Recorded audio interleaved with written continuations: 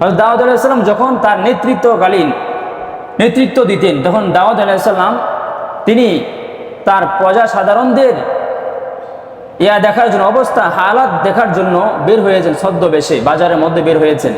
তাফসীর ইবনে কাসিরের মধ্যে এসেছে, ছদ্মবেশে বের হয়েছেন, গিয়ে জিজ্ঞেস করে, ও ভাইরা, তোমাদের যে বাদশাহ আছেন, রাজা দাউদ, ইনি কেমন মানুষ? দাউদ আলাইহিস সালাম ইনসাফের সাথে রাষ্ট্র পরিচালনা করেছেন, এই জন্য সকলেই এক বাক্যে বলতো, প্রশংসা করতো যে না, ওনার ইনসাফ আছে, ওনার বিচার কার্য, ইনসাফ সবই সুন্দর। খুব প্রশংসা করতো দাউদ আলাইহিস সালামের। দাউদ আলাইহিস সালাম তাদের মুখে প্রশংসা শুনেছেন। কিন্তু আল্লাহ পাক রব্বুল আলামিন দাউদ আলাইহিস সালামের কাছে একজন ফেরেশতাকে মানব রূপ দিয়ে পাঠিয়েছেন, যাও তুমি গিয়ে তার সাথে সাক্ষাৎ করো। ফেরেশতার সাথে দাউদ আলাইহিস সালামের যখন সাক্ষাৎ হয়, দাউদ আলাইহিস সালাম জিজ্ঞেস করে, বেটা, দাউদ যে এই রাষ্ট্রটা পরিচালনা করতেছে, তার পরিচালনা কার্য কিরকম, তোমার কাছে কেমন মনে হয়, সে কেমন ব্যক্তিত্ব? তখন বলে, তিনি তো খুবই ভালো মানুষ, তার বিচার কার্য, তার ইনসাফ নেই, পরিণতা খুবই সুন্দর, কিন্তু একটা অভ্যাস আছে, তার বদ অভ্যাস। যদি এটা তিনি ছাড়তে পারতেন, তাহলে সে আল্লাহ পাকের কাছে পরিপূর্ণ কামেল মানুষ হিসেবে পরিচিত হতে পারতেন, পরিপূর্ণ কামেল মানুষ হয়ে যেতেন। তখন বলছে, কি অভ্যাস সেটা? বলতেছে, তিনি তার পরিবার পরিজনের যে খরচ আছে সেটা বাইতুল মাল থেকে নেয়, সরকারি ধনাগার থেকে নেয়, এই জন্য এটা তার বদ অভ্যাস। তখন আল্লাহ তাআলার কাছে কাকুতি মিনতি করে দাউদ আলাইহিস সালাম দোয়া করছেন, আল্লাহ, আপনি আমাকে এমন একটা হস্তশিল্পের ব্যবস্থা করে দেন, যাতে করে আমি হস্তশিল্পের মাধ্যমে আমি আমার পরিবার পরিজনের খরচটা চালিয়ে নিতে পারি। সুবহানাল্লাহ। দেখেন, সরকার, একজন বাদশাহ বলে কি যে আমার এই কাজের ব্যবস্থা করে দিন, আমি চাই না বাইতুল মাল থেকে নিতে। কিন্তু আমাদের দেশের যদি একজন আনসারুকে নতুন গিয়ে ভর্তি হয়, সেও চাই কি চুরি চুরি কেমনে করা যায়, সরকারি কোষাগার থেকে কিভাবে নেওয়া যায়, কিভাবে জনগণ হক মেরে দেওয়া যায়। সরকারের কথা তো বাদই দিলাম, সাধারণ যারা আছে, আনসার থেকে শুরু করে যারা বাহিনীতে আছে, প্রত্যেকটা সদস্য সরকারি চাকরিতে ঢুকলেই মনে করে আমি ঢুকে পড়ছি আন্দরমহলের মধ্যে, এখানে আর কোনো শান্তির শেষ নেই, যেভাবে ইচ্ছা সেভাবে মারতেছে খাইতেছে, মারতেছে খাইতে। দেখেন, একজন নবী বাদশাহ, তিনি বলতেছেন, আল্লাহ, আমার অথচ জায়েজ আসিল যদি কোনো রাজা বাদশাদের অন্য কোথাও থেকে ইনকামের সোর্স না থাকে, ইনকাম সোর্স না থাকে, ব্যবস্থা না থাকে, তখন সরকারি ধনাগার থেকে, কোষাগার থেকে নেওয়ার ব্যবস্থা আছে, জায়েজ আছে। তারপরেও তিনি বলতেছেন, আল্লাহ, আমি চাই না এই বদভ্যাস আমার মধ্যে থাকুক, আপনি আমাকে একটা হস্তশিল্পের ব্যবস্থা করে দেন, যার দ্বারা আমি আমার পরিবার পরিজনকে পরিচালনা করতে পারি। সুবহানাল্লাহ। দেখেন আমাদের কি অবস্থা, তারা কিভাবে জীবনযাপন করেছে, আর আমরা আমাদের জীবনযাপন কিভাবে আমরা করতেছি। একটু সুযোগ পাইলে আমরা কি করে বসে থাকি, কি বা না করি। তো হযরত দাউদ আলাইহিস সালামকে আল্লাহ পাক রব্বুল আলামিন লৌহ বর্ম এগুলোর ব্যবস্থা করেছেন, যে এগুলো বানাবে তিনি, এগুলো বানিয়ে তিনি পরিবার পরিজন চালাবেন।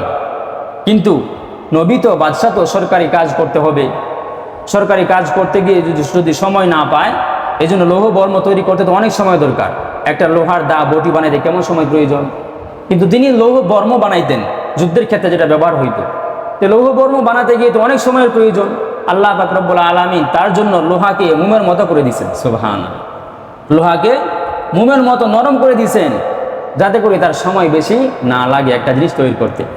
এই জন্য দাউদ আলাইহিস সালামের জন্য লোহাকে মোমের মতো বানিয়ে দিয়ে তিনাকে লৌহ বর্ম বানানোর ব্যবস্থা করে দিয়েছেন।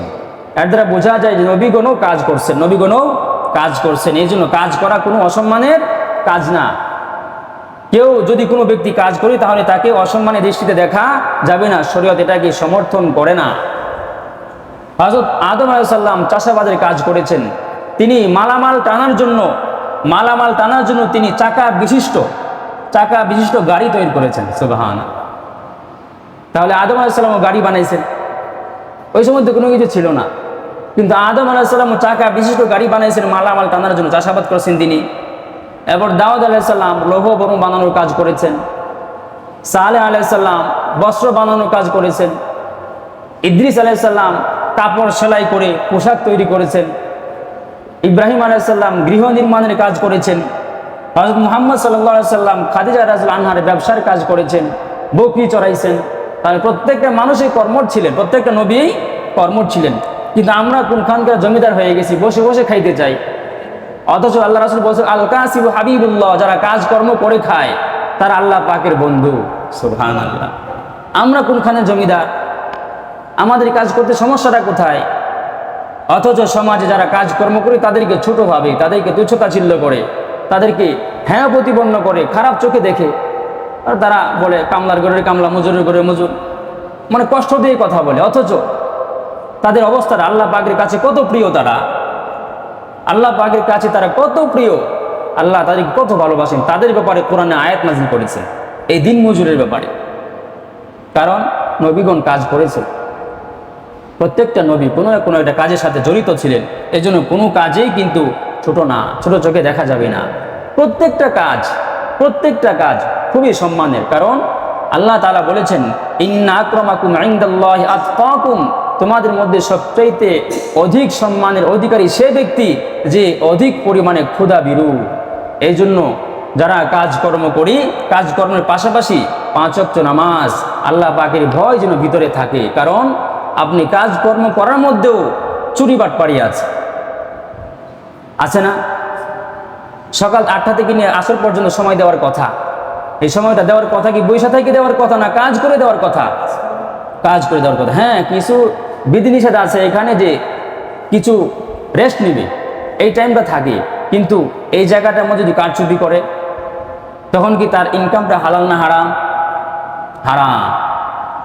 এই জন্য কাজ যারা করি যদি ভাবি আমি 100% হালাল খাই, অনেক রিক্সাওয়ালারা বলে কি বুকে হাত দিয়ে আমি 100% হালাল খাই। আরে বেটা, রাতে 10টা বাজ দেখো ভাড়া 500, 10 টাকার ভাড়া। একটা হালাল হলে তো সুবিধাবাদী জালেম। অনেক কাজকর্ম আছে যেগুলো, অনেক গাড়িওয়ালাই আছে যারা সুবিধাবাদী। একটু সামান্য সময় রাত্রেবেলা রেট হয়ে গেলে দেখবেন ভাড়া কীভাবে চায়, 100 টাকা ভাড়া 1000 টাকা। এইভাবে কাজকর্মগুলো আল্লাহ তাআলা খুব প্রাধান্য দিয়েছেন। যারা শ্রমিক আছে তাদের ব্যাপারে খুব প্রাধান্য দিয়েছেন, তাদেরকে খুব ভালোবাসেন। বলেছেন যে তারা হচ্ছে আমি আল্লাহর বন্ধু, কিন্তু এ ব্যাপারে নিজেদেরকেও সতর্ক থাকতে হবে। এই জন্য বলেছেন ইন্না আকরামাকুম ইনদাল্লাহি আতকাকুম, তোমাদের মধ্যে সবচেয়ে সম্মানিত সেই ব্যক্তি যে অধিক পরিমাণে ক্ষুধাভীরু। আল্লাহ তাআলা আমাদের সকলকে কাজকর্ম করে যেন খেতে পারি সেই তৌফিক দান করুন, আমিন।